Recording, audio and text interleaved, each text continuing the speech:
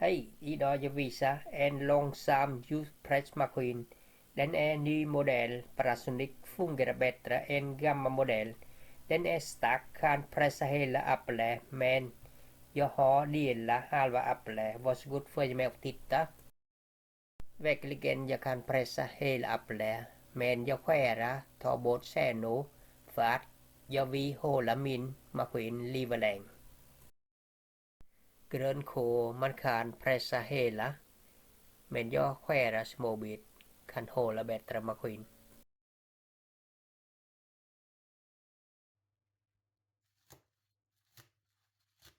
Nu jag skär små bit så här, hålla bättre maskin. Jag skär färdigt med små bit så här, jag tror fungerar bättre.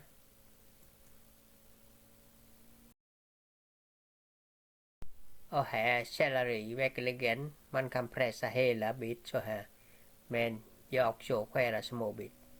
Och här gurka, ingen färg.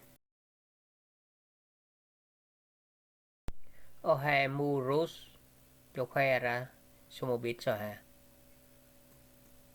Nu kom fram jag montera maskin. Den här modell mycket lätt och enkel man montera. Man kan kolla båda sidan, sitta pil som passar. Kolla här, inte bara pil, men man kan inte sätta snett, det passar inte, måste sitta där.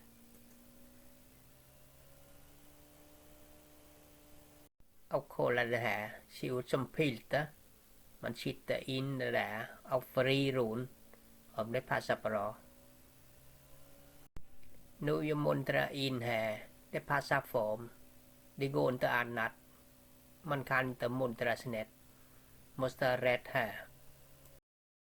Och nu montera press axlar.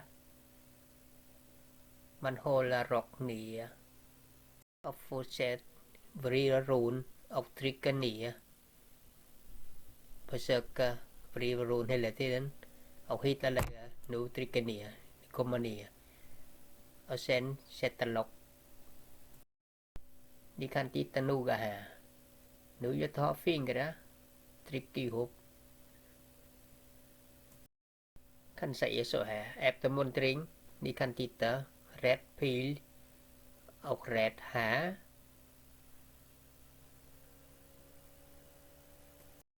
Nu kollar jag öppna igen. Rätt där. Men när jag monterar. Det kommer där till dit.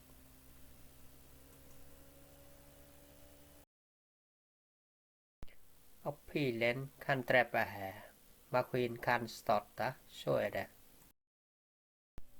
Om man lägger mindre som morot kan stoppa in här. Om man vill pressa större som äpple måste öppna locket. Öppna locket, det passar hela äpplet. Men jag skär halva, ni ser. Här, hela äpplet kan komma in. Inga problem. Nu jag börjar pressa juice.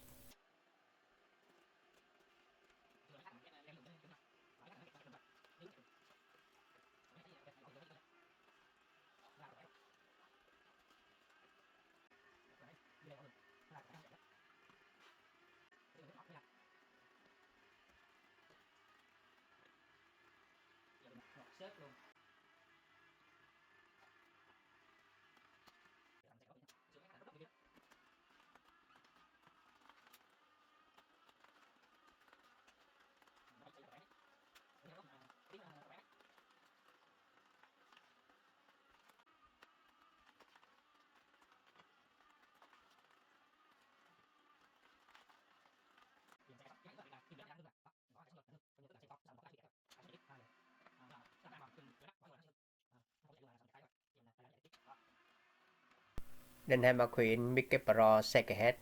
Varje gång öppna locket, då stäng av själv. Och stäng tillbaka och starta maskin.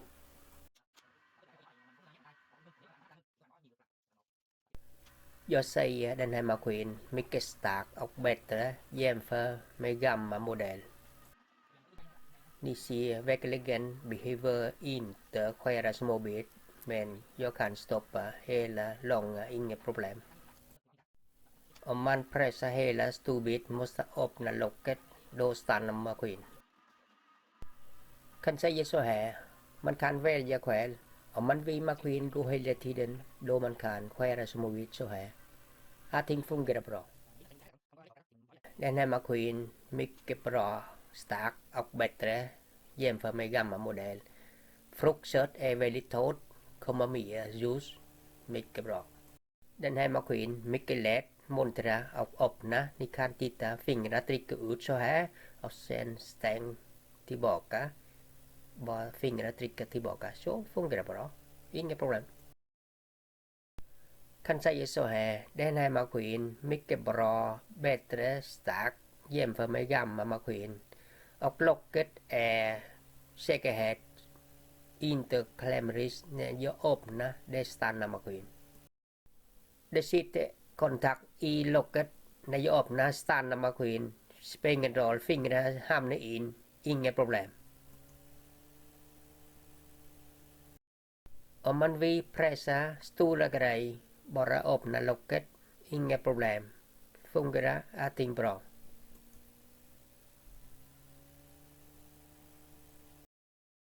Den här maskinen väldigt torrt i fruktkött, blir mer juice.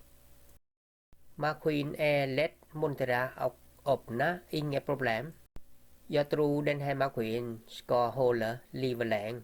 Man måste skära små bit, då fungerar bra. Man kan välja skära små bit eller hålla stor bit, inga problem. Lycka till, hej då, bye bye.